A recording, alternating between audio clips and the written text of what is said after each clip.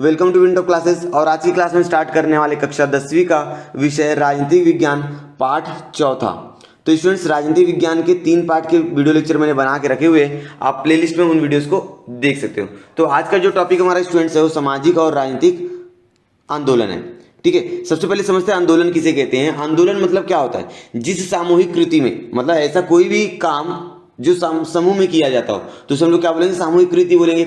जिस सामूहिक कृति में किसी समस्या को हल करने के लिए निरंतर गतिशील रहकर या क्रियाशील रहकर जो लोग संगठित हो जाते हैं और सरकार पर दबाव डालते हैं, तो हम लोग क्या बोलेंगे? उसको आंदोलन कहेंगे। क्या कहेंगे स्टूडेंट्स? उसको आंदोलन कहा जाएगा। तो इस आंदोलन में वहाँ के स्थानीय लोगों का और उस आंदोलन से संबंधित जो समस्याएं होती है उनसे जुड़े लोगों का सहभाग होना बहुत ज़्यादा जरूरी है, तभी जाके कोई भी आंदोलन क्या होता है? सफल होता है। ठीक है स्टूडेंट्स, तो आज की वीडियो लेक्चर में समझेंगे सामाजिक और राजनीतिक आंदोलन किसे कहते हैं, और साथ ही साथ समझेंगे कि आंदोलन के लाभ क्या होते हैं और इन आंदोलन की विशेषताएं क्या होती हैं। तो स्टूडेंट्स, यदि आप लोग ने अभी तक हमारे चैनल को सब्सक्राइब नहीं किया है तो प्लीज़ चैनल को सब्सक्राइब कर दीजिए। और चलिए हम लोग वीडियो को स्टार्ट करते हैं।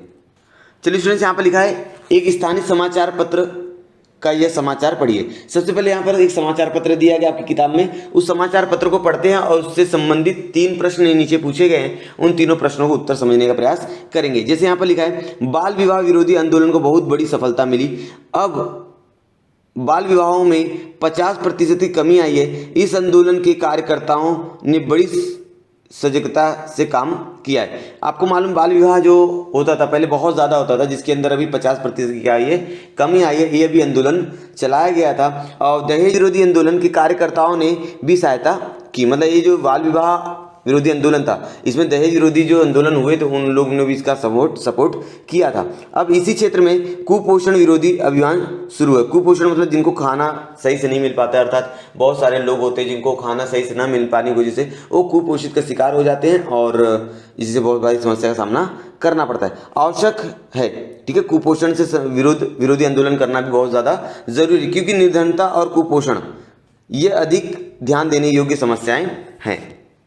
अब स्टूडेंट्स, ऊपर का जो हम लोग पैराग्राफ या समाचार पढ़े तो उससे संबंधित यहाँ पर 3 प्रश्न पूछे गए। इन तीनों प्रश्नों के उत्तर समझने का प्रयास करते हैं। समाचार पत्र के इस समाचार में आंदोलन का उल्लेख हुआ है, क्या आप इसका अर्थ बता सकते हैं? हाँ, उसका अर्थ हम लोग बता सकते हैं। जैसे पहले आपने देखा बाल विवाह विरोध आंदोलन। ये बाल विवाह विरोध आंदोलन किस लिए किया गया कि आपको मालूम पुराने समय में क्या होता था कि जो छोटी छोटी लड़के या लड़कियां होती उनको बाल विवाह कर दिया जाता था। ठीक है, उसके अगर उस समय यदि उसमें से उस जोड़े में से किसी एक, चाहे पति या पत्नी में से किसी एक जोड़े का अगर कोई मर जाता था तो उस जोड़े को या लड़कियों के साथ ज़्यादा होता था, उसको विधवा पूरी जिंदगी रहना पड़ता था। ठीक है, और ये बहुत खतरनाक समस्या थी, इसको सुलझाया गया। आज भारत देश में 50% की आई है इस समस्या में कमी आई है। फिर उसके बाद हमने देखा दहेज विरोधी प्रथा ने भी इसका समर्थन किया था। आज देखते हैं बहुत सारे गरीब परिवार के लोगों को दहेज की समस्याओं का सामना करना पड़ता है अपनी लड़की के विवाह के वक्त। ठीक है, उसके बाद हमने देखा समाज में कुपोषण की समस्याएं निर्मित हुई है। समाज में जनसंख्या बढ़ने की वजह से उनको ज़्यादा से ज़्यादा मात्रा में अन्न उपलब्ध नहीं हो पाता है, जिसकी वजह से उनको कुपोषण की समस्याएं अर्थात निर्धनता की समस्या निर्माण हो रही है। इस समाचार में प्रत्येक विषय स्वतंत्र दिखाई देता है, अर्थात क्या सभी आंदोलन एक ही विषय संबंधित होते हैं? नहीं, जितने भी आंदोलन होते हैं सबका विषय अलग अलग होता है, सबका मकसद अलग अलग होता है, सबका उद्देश्य अलग अलग होता है। जितने भी आंदोलन समाज में होते हैं, अर्थात राजनीति में जितने भी आंदोलन होते हैं, सबका मकसद क्या होता है? अलग अलग होता है। तो हम लोग ये कहना गलत है कि सबका जो संबंध होता है एक ही होता है, ये नहीं होता है। क्या आपको ऐसा लगता है कि आंदोलन के परस्पर एक दूसरे से सहयोग करने से वे प्रभाव और सफल बनेंगे? सही बात है, अगर कोई आंदोलन किया जा रहा है, अगर लोगों को उसके अंदर सहयोग नहीं है, लोग सहयोग नहीं दे रहे हैं, तो वो आंदोलन सफल होगा क्या? नहीं होगा। ठीक है, तो किसी भी आंदोलन को सफल बनाने के लिए वहाँ के स्थानीय लोग, वहाँ की जो जनता है, उनका समर्थन होना बहुत ज़्यादा जरूरी है। ठीक है, पिछले पार्ट में हमने राष्ट्रीय और प्रांतीय राजनीतिक दलों के बारे में जानकारी प्राप्त की। इसके पिछले वाला जो पार्ट था उसके अंदर हमने देखा था राष्ट्रीय दल किसे कहते हैं, प्रांतीय दल किसे कहा जाता है। राजनीतिक दल सत्ता का प्रतिद्वंदित्व में रहते हैं। राजनीतिक दल सत्ता के प्रतिद्वंद मतलब सत्ता में वो कार्यरत रहते हैं। चुनाव में सफलता प्राप्त कर वे सामान्य लोगों के प्रश्नों को हल करने की कोशिश करते हैं। जितने भी राजनीतिक दल होते हैं, यदि वो चुनाव में जीत जाते हैं तो सरकार में जाते हैं, फिर सरकार में जाने के बाद जो आम जनता होती है उनकी समस्याओं को सुलझाने का प्रयास वो लोग करते हैं। राजनीतिक दलों की भूमिका सर्वसमावेशक होती है। सर्वसमावेशक मतलब क्या होता है स्टूडेंट्स? कि जो राजनीतिक दल है उसको हर एक चीज़ों के बारे में विचार करना पड़ता है, चाहे वह किसी भी प्रश्न से संबंधित हो। ठीक है, वे किसी भी एक प्रश्न पर केंद्रित नहीं रह सकते। जो भी राजनीतिक दल होती है जो सत्ता में जाती है वो किसी एक प्रश्न पर केंद्रित नहीं रहते, उन्हें समाज में जितने भी प्रश्न होते हैं उन सभी प्रश्नों को सुलझाना पड़ता है। सार्वजनिक स्वच्छता से लेकर आंतरिक अनुसंधान तक हर एक समस्या को जो सरकार होती है, जो सरकार में राजनीतिक दल चुनकर गई है, उनको सुलझाना पड़ता है।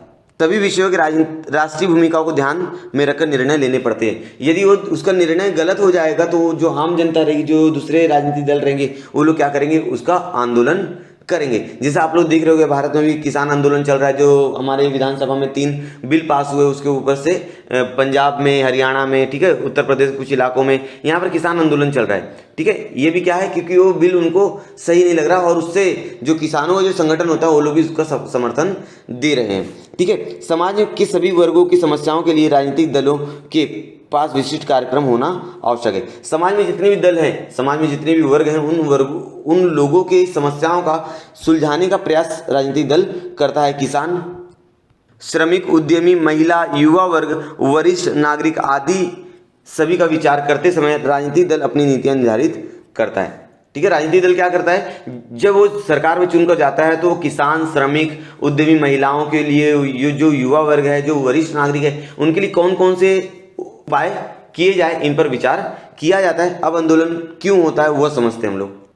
तो स्टूडेंट्स, आपको समझ में आ गया कि आंदोलन किसे कहते हैं, लेकिन आंदोलन होता क्यों है। आंदोलन इसलिए होता है कि जो भी सरकार में लोग रहते हैं, जो राजनीतिक दल सरकार में होती है, जब कोई गलत कदम उठाती है, ऐसा कोई बिल पास कर देती है, ऐसा कोई विधेयक पारित करती है जिसकी वजह से आम जनता को क्या होता है, नुकसान होता है, तो उस के लिए क्या किया जाता है, आंदोलन किया जाता है। आंदोलन करने से होता क्या है, आंदोलन करने से क्या होता है, आंदोलन करने से जो सामाजिक समस्या है, जो सामाजिक प्रश्न है, वो सरकार के सम्मुख जाता है और फिर आंदोलन के नेताओं और कार्यकर्ताओं द्वारा दी गई जो जानकारी रहेगी वह सरकार को मिलेगी और सरकार उस आंदोलन पर विचार विमर्श करके उस आंदोलन को रद्द भी कर सकती है।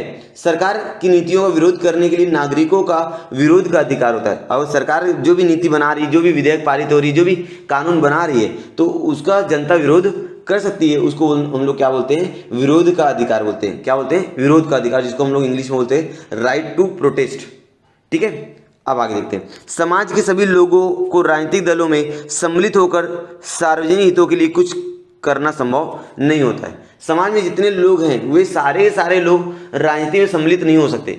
राजनीतिक दलों में कुछ प्रतिनिधि जाते हैं, हमारे द्वारा जो चुने गए जो प्रतिनिधि होते हैं वो हमारा प्रतिनिधित्व करते हैं पार्लियामेंट में जाके, लोकसभा, विधानसभा में जाके। ठीक है, हर एक व्यक्ति नहीं जा सकता। कुछ लोग किसी एक प्रश्न पर ध्यान केंद्रित करके उसे हल करने का प्रयत्न करते हैं। उस समस्या को हल करने के लिए लोगों को संगठित कर सरकार पर एकाधिकृति करने के लिए दबाव डालने का प्रयत्न करते हैं। बहुत सारे लोग होते, संगठन होती है जो सरकार द्वारा अगर कोई गलत कानून या कोई गलत नीति निर्धारित की गई है तो लोग उसका क्या करते हैं, विरोध करते हैं और सरकार पर क्या करते हैं, दबाव डालते हैं। निरंतर कृतिशील रहकर उस समस्या के बारे में जनमत तैयार करके राजनीतिक दल सरकार पर दबाव डालने का प्रयास करती है। लोगों का जनमत मतलब जनता का सहयोग प्राप्त करके जो भी दूसरी राजनीतिक दल सरकार पर क्या करती है, दबाव डालती है। इन सामूहिक कृतियों को आंदोलन कहते हैं। ठीक है, इसको हम लोग क्या बोलेंगे, आंदोलन कहेंगे। किसको आंदोलन कहेंगे, जब सामूहिक कृति से किसी समस्या को हल करने के लिए कृतिशील रहकर जो लोग संगठित होते हैं और जो कार्य करते हैं उसे हम लोग क्या बोलेंगे, आंदोलन कहेंगे। सामूहिक कृति आंदोलन का प्रमुख केंद्र होता है। ठीक है, आंदोलन का प्रमुख केंद्र क्या होता है, सामूहिक कृति। लोग एक साथ आकर कार्य करते हैं। ठीक है, कोई भी आंदोलन सफल कब होगा, जब लोगों का सहयोग होगा, तभी वही आंदोलन क्या होगा, सफल होगा। अगर लोगों का समर्थन ही नहीं है कि वे लोग जो वहां पर लोग हैं उस समस्या को अपने आप से जोड़ के नहीं देख रहे हैं, तब तक वो आंदोलन सफल नहीं होगा। तो ये आंदोलन का मेन मकसद क्या होता है कि जो सामान्य जनता है उस आंदोलन को अपने आप से जोड़कर देखे कि उस आंदोलन की वजह से सामान्य जनता को क्या असर होने वाला है। फिर जाके सामान्य जनता क्या करेगी, उस आंदोलन का समर्थन देगी और बाद में वो आंदोलन क्या हो जाए, प्रभावशाली बनेगा और उस आंदोलन की वजह से सरकार पर दबाव निर्माण होगा और सरकार जो भी गलत कानून या जो भी गलत कार्य कर रही है उस पर रोक लगाएगी। लोकतंत्र में आंदोलन का बड़ा महत्व होता है। आंदोलनों के माध्यम से कई सामाजिक प्रश्न चर्चा में आते हैं। लोकतंत्र में आंदोलन बहुत ज़्यादा चर्चित है। यदि आंदोलन नहीं किया जाएगा तो जो सत्ता में लोग बैठे हुए हैं, सत्ता में जो राजनीतिक दल है वे लोग कोई भी कानून, कोई भी नीति निर्धारित करेंगे जनता के लिए, चाहे वह गलत रहे चाहे वह सही रहे। ठीक है, तो यदि आंदोलन होगा तो सरकार को समझ में आएगा कि इससे जनता को फायदा होगा कि नुकसान होगा, और उस हिसाब से सरकार अपने आगे के डिसीजन लेगी। सरकार को भी इन प्रश्नों पर गंभीरता से सोचना पड़ता है। जब आंदोलन किया जाता है सामान्य जनता की वजह से या दूसरी राजनीतिक दलों की वजह से, और जब आंदोलन बहुत ज़्यादा प्रभावी हो जाता है तो सरकार को उन मुद्दों पर सोचने की जरूरत पड़ती है। आंदोलनों के नेताओं और कार्यकर्ताओं द्वारा सरकार को उस समस्या से संबंधित सभी प्रश्न प्रदान की जाती है। जो भी आंदोलन में नेताएं हैं, जो भी लोग सम्मिलित हैं, वे लोग अलग अलग प्रश्न सरकार को बताते हैं जो उनको कमी लगती है। अपनी नीति निर्धारित करते समय सरकार को इस जानकारी का उपयोग होता है, ताकि दूसरी बार जब भी सरकार कोई नीति निर्धारित करे, कोई भी नया बिल पास करे, तो उन समस्याओं को ध्यान में रखकर करे जो जनता को समस्याएं हुई थी। ठीक है, अब आगे स्टूडेंट्स यहाँ पर आप देखिए, बताइए तो विस्थापितों का पुनर्वसन सही ढंग से हो, उनकी आजीविका का साधन सुरक्षित रहे, इसके लिए हमारे देश में कौन से सक्रिय आंदोलन हुए। विस्थापित क्या किसे कहते हैं स्टूडेंट? विस्थापित मतलब वे लोग जिनका एक जगह दूसरी जगह विस्थापन किया गया, ताकि वो लोग एक जगह रहते थे पहले, फिर उनको किसी कारणवश दूसरी जगह स्थापित कर दिया गया। वो कारण क्या हो सकता है? जैसे वहां पर बांध बनाना या सड़क बनाना, पुल बनाना। ठीक है, ये अलग अलग कारण हो सकते हैं जिसकी वजह से वहां के लोगों को दूसरी जगह क्या किया जाता है? विस्थापित किया जाता है। तो ऐसे भारत में बहुत सारे आंदोलन सक्रिय थे, और आज भी कुछ आंदोलन ऐसे हैं जो भारत में अभी भी चल रहे हैं। जैसे बात करें जो पहला आंदोलन सबसे महत्वपूर्ण है, इसका आंसर जो होता है स्टूडेंट्स वो सबका अलग अलग हो सकता है। जैसे सबसे पहला आंदोलन हुआ था नर्मदा बचाओ आंदोलन। ठीक है, नर्मदा पर बांध बनाया जा रहा था जिसकी वजह से नर्मदा की जो जल परिसंस्था है उस पर असर होता, और वहां के आसपास लोगों को क्या करना पड़ता? विस्थापित करवाना पड़ता, जिनकी जनसंख्या बहुत ज्यादा थी। ठीक है, जो आंदोलन 28 वर्ष तक चला था, जो नर्मदा बचाओ आंदोलन हुआ था वो 28 सालों तक चला था। उसके बाद सिंधुदुर्ग जिले में एक तालबा बांध है। क्या है? तालबा बांध। ठीक है, तालबा बांध है, इसमें लोगों को विस्थापित किया। मतलब सिंधुदुर्ग जो जिले में एक नदी है, उन्हें तालबा बांध बनाया गया, और उस बांध बनाने की वजह से वहां के लोगों को क्या किया गया? विस्थापित किया गया, जिनका पुनर्वसन मतलब जिनको वापस से घर बना के देना, उनके लिए अस्पताल सारी सुविधाएं उपलब्ध करवा के देने के लिए 32 वर्ष तक संघर्ष करना पड़ा था उनको। साथ ही साथ आतंकवाद की वजह से कश्मीर के जो पंडित थे उनका भी पुनर्वसन किया गया, जो आज भी संघर्ष वो लोग कर रहे हैं। जो कश्मीरी पंडित है उनको एक जगह दूसरी जगह जाना पड़ा क्योंकि वहाँ आतंकवादी हमलों की वजह से। ठीक है, और साथ ही साथ जो मुंबई नागपुर महामार्ग है, जो हाईवे है, वहाँ पोरबंदर में आयोजित जो हवाई अड्डे के कारण विस्थापित, वहाँ पर मतलब मुंबई और नागपुर में महामार्ग पर हवाई अड्डे बनाए गए, जिसकी वजह से वहाँ पर लोगों को क्या करना पड़ा है? विस्थापित करना पड़ा है, और जिसके विरोध आज वहाँ के लोग, जो वहाँ के जो किसान हैं वो लोग आज भी कर रहे हैं। ठीक है स्टूडेंट्स, अब समझते हैं आंदोलन का अर्थ क्या है। अब पहले आपने समझा कि आंदोलन क्या है, और दूसरा आपने समझा कि आंदोलन क्यों करते हैं, फिर अब समझते हैं कि आंदोलन का अर्थ क्या होता है। ठीक है, आंदोलन की विशेषताएं क्या होती है, किस लिए आंदोलन किए जाते हैं। आंदोलन एक सामूहिक कृति है। आंदोलन जो है सामूहिक कृति है, सब लोगों द्वारा की जाती है, कोई एक व्यक्ति आंदोलन नहीं कर सकता। आंदोलन, अगर किसी आंदोलन को प्रभावकारी बनाना है तो समूह का होना बहुत ज़्यादा जरूरी है, बहुत सारे लोगों का एकजुट आकर कार्य करना बहुत ज़्यादा जरूरी है। उसमें कई लोगों की सक्रिय सहभाग अपेक्षित है, बहुत सारे लोगों का सक्रिय सहभाग होना चाहिए। आंदोलन किसी एक विशेष समस्या पर लोगों द्वारा निर्मित संगठन होता है। आंदोलन जो होता है वो किसी एक समस्या पर केंद्रित करता है। समाज में जो समस्याएं चल रही हैं, किसी एक समस्या पर बहुत सारे लोग आकर जुटते हैं। जैसे हम लोग बात करें प्रदूषण, एक समस्या, प्रदूषण भी एक क्या है? समस्या है। इसके ऊपर भी आंदोलन खड़ा हो सकता है। प्रदूषण के ऊपर देख रहे हो आप लोग, आजकल भारत का प्रदूषण कितना ज़्यादा बढ़ रहा है, देश का भी प्रदूषण बढ़ रहा है, साथ ही साथ पूरे विश्व का प्रदूषण बढ़ रहा है। ये भी एक समस्या खड़ी है और इसके ऊपर आंदोलन किया जा सकता है। प्रत्येक आंदोलन का कोई निश्चित सार्वजनिक उद्देश्य और समस्या होती है। जितने भी आंदोलन समाज में किए जाते हैं, हर एक आंदोलन का क्या होता है? निश्चित उद्देश्य होता है। बिना किसी उद्देश्य से कोई भी आंदोलन नहीं होते। जैसे भ्रष्टाचार विरोधी आंदोलन, प्रमुख उद्देश्य भ्रष्टाचार को नष्ट करना था। भ्रष्टाचार विरोधी आंदोलन का मेन मकसद क्या था? कि समाज में जो भी भ्रष्टाचार व्याप्त है उस भ्रष्टाचार को क्या किया जाए? दूर किया जाए। आंदोलन का नेतृत्व होता है, उनका एक लीडर होता है जो आंदोलन का क्या करता है? नेतृत्व करता है। नेतृत्व के कारण आंदोलन क्रियाशील रहता है। अगर जो नेतृत्व कर रहा है, जो आंदोलन को चला रहा है, वह क्रियाशील होना चाहिए। अगर वो क्रियाशील है तो उसके द्वारा चलाया गया जो आंदोलन है वो भी क्या रहेगा? क्रियाशील रहेगा। आंदोलन का उद्देश्य कार्यक्रम आंदोलनात्मक नीति संदर्भ में निर्णय लिए जाते हैं। यदि आंदोलन का नेतृत्व दृढ़ होगा तो आंदोलन परिणाम कारक होगा। जो आंदोलन का नेतृत्व है अगर वो मजबूत रहेगा, ठीक है, जो आंदोलन कर रहा है वो बहुत मजबूत व्यक्ति रहेगा, अर्थात आंदोलन का जो मुद्दा रहेगा वो बहुत मजबूत रहेगा, तो आंदोलन जो रहेगा परिणाम कारक हो सकता है। अगर दूसरी तरफ बात करें, जो आंदोलन कर रहा है व्यक्ति ज़्यादा मजबूत नहीं है, अर्थात आंदोलन जिस लिए किया जा रहा है उससे संबंधित जो मुद्दे हैं वो ज़्यादा मजबूत नहीं है, तो आंदोलन परिणाम कारक नहीं हो पाएगा। अब आगे देखते हैं। आंदोलन के कई संगठन होते हैं। आंदोलन में अलग अलग संगठन क्या करते हैं, जुड़ जाते हैं। वहाँ के स्थानीय संगठन जो रहेगा और उस समस्याओं से जो भी संगठन जुड़े रहेंगे वो लोग सारे क्या हो जाएंगे, जुड़ जाएंगे। संगठनों के बिना आंदोलन समस्याओं को निरंतर आगे नहीं बढ़ा सकता। बिना संगठन से कोई भी आंदोलन आगे नहीं जा सकता। जैसे किसानों के लिए किए गए किसान संगठन काम करता है, किसानों के लिए जो भी आंदोलन किया जाता है उसके लिए किसान संगठन है जो निरंतर कार्य करता रहता है, ठीक है। अब आगे, किसी भी आंदोलन को जनता का समर्थन मिलना आवश्यक है। जितने भी आंदोलन समाज में किए जाते हैं उन आंदोलन में जनता का समर्थन मिलना बहुत ज़्यादा जरूरी है। जिस समस्या को लेकर आंदोलन प्रारंभ हुआ है वह समस्या जनता को अपनी समस्या महसूस होनी चाहिए। जिस समस्या को लेकर आंदोलन प्रारंभ किया गया है वह समस्या जनता को अपनी समस्या लगनी चाहिए, तब जाकर जो जनता है उस समस्या को या उस आंदोलन में भाग लेगी। उसके लिए कोई कार्यक्रम निर्धारित करना पड़ता है, उसके लिए अलग अलग कार्यक्रम निर्धारित करने पड़ते हैं। तत्पश्चात उसके बाद उसके लिए जनमत बनाने के लिए प्रयत्न करना पड़ता है, ठीक है। उसके लिए अलग अलग कार्यक्रम निर्धारित करने पड़ते हैं, कहाँ पर कितनी मीटिंग लेना है, कहाँ पर क्या बोलना है, कहाँ पर भाषण कितना देना है, ये सारे, और उसके लिए जनमत बनाने पड़ते हैं, जनता का मत लेना पड़ता है, जनता का सहयोग लेना जरूरी है, ठीक है। अब आगे चर्चा कीजिए। यद्यपि आंदोलन किसी एक समस्या को हल करने के लिए प्रयत्न करते हैं, आप सभी को मालूम है कि जो भी आंदोलन होते हैं वो समाज में किसी एक समस्या को लेकर किए जाते हैं, फिर भी उन आंदोलनों के पीछे एक व्यापक विचारधारा होती है और हर एक आंदोलन के पीछे क्या होती है, एक अलग विचारधारा होती है। जैसे सामाजिक विचारधारा हो सकती है, सामाजिक समता का विचारधारा हो सकता है, ठीक है, और पर्यावरण संवर्धन संरक्षण का विचारधारा हो सकती है। मतलब आप समझ में आ रहा होगा